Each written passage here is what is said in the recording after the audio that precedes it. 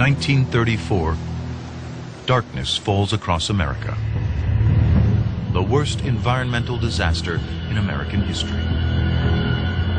Dust storms hit New York, Chicago, and Boston. In Manhattan, the streetlights come on at midday. A monstrous dust storm 1,800 miles wide, from the Great Plains to the Atlantic Ocean. The air turns to earth. The storm carries 3 tons of dust for every American alive. Ships stop off the eastern seaboard, not sure what is happening. The cloud reminds the captain of the ship, the Deutschland, of the sands of the Sahara blowing out to sea. But now, the clouds are devouring the Statue of Liberty.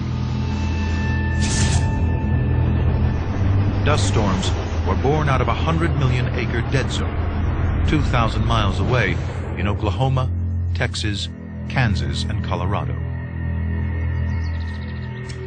The Great Plains had once been the most fertile grasslands on Earth. The topsoil was 6 feet deep, but it has been plowed up and used up by 4 generations of farmers. Now, the sun has dried it up. What really did the farmers in was an environmental cataclysm that involved an extended drought, high winds, and the loss of millions and millions of tons of topsoil. It was almost as though the heavens themselves had turned against the farmers.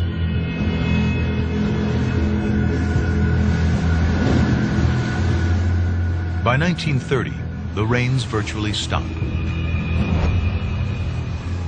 The lighter organic matter, the best soil, is literally gone with the wind. The tiny particles of soil are suspended in the air. Then a freakish phenomenon happens. Static electricity builds between the earth and the dust. Like a magnet, the static electricity sucks up more and more dust, feeding itself, growing in size and power. A monster is created. The dust is lifted up to 10,000 feet. Powered by high-altitude winds, the monster rips across the country looking for prey.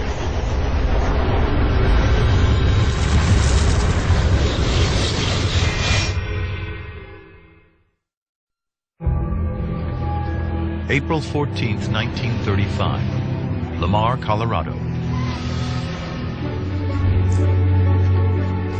Louise Walton, once a Broadway dancer and an actress. She gives up the glamour to breathe the clean, dry air of the prairies. The doctors say her lungs need it. Louise thrives on the southern plains, and so did her 6-year-old daughter, Jean. Until recently. Their rural dream has become a nightmare. 49 dust storms in the last 3 months. But today, the air is crisp and clear.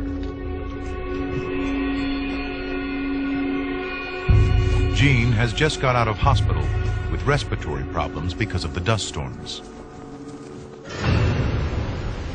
Early that morning, 600 miles north, a cold front from Canada had hit a warm, high-pressure front.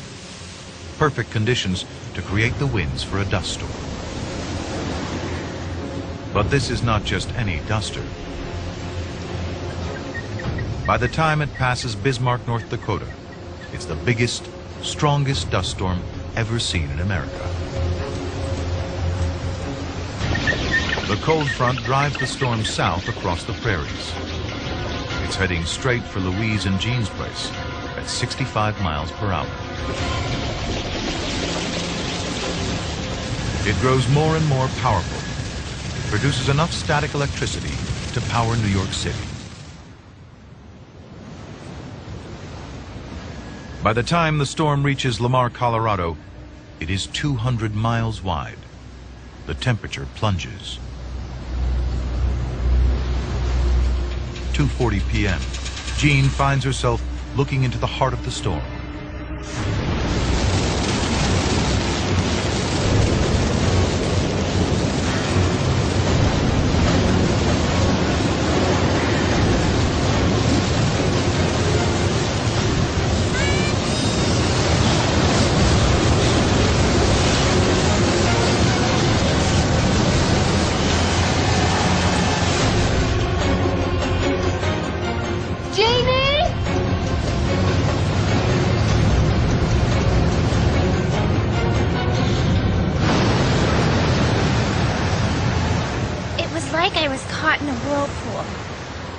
sudden it got completely dark.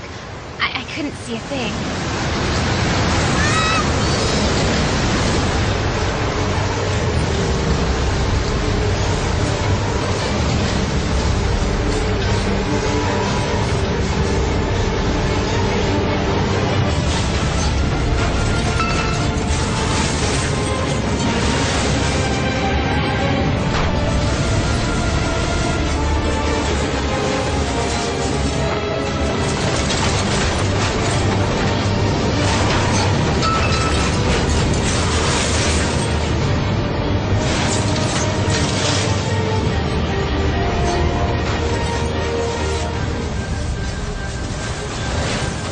The dust clouds contain over 300,000 tons of Great Plains topsoil.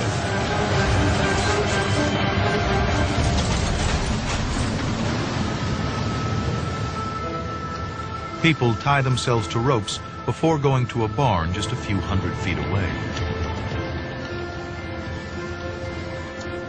Cattle die, and when they are cut open, their stomachs are full of sand.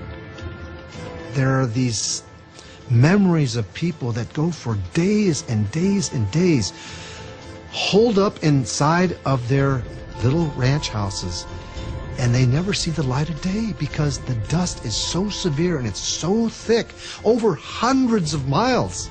For days they don't see light.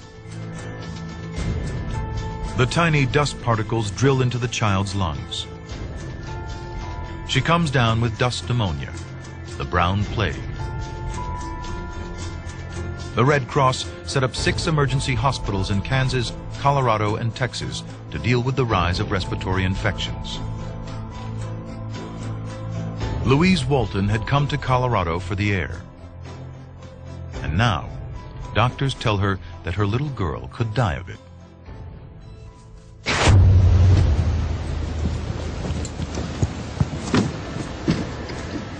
There is an exodus of biblical proportions underway on the Great Plains. By 1936, farmers are losing $25 million a day. Farming is no longer a possibility. The Great Depression takes hold. Their mortgage comes due, they can't pay it. They're not growing crops. They lose the family farm. They lose their identity. A century before, 500,000 people had gone west on these same trails looking for hope. Now, 250,000 of them are fleeing the Dust Bowl in despair. But not everyone has the choice to leave. Jean and Louise survive Black Sunday and stay put. 2/3 of Dust Bowlers stick it out. They have nothing left but their determination and will.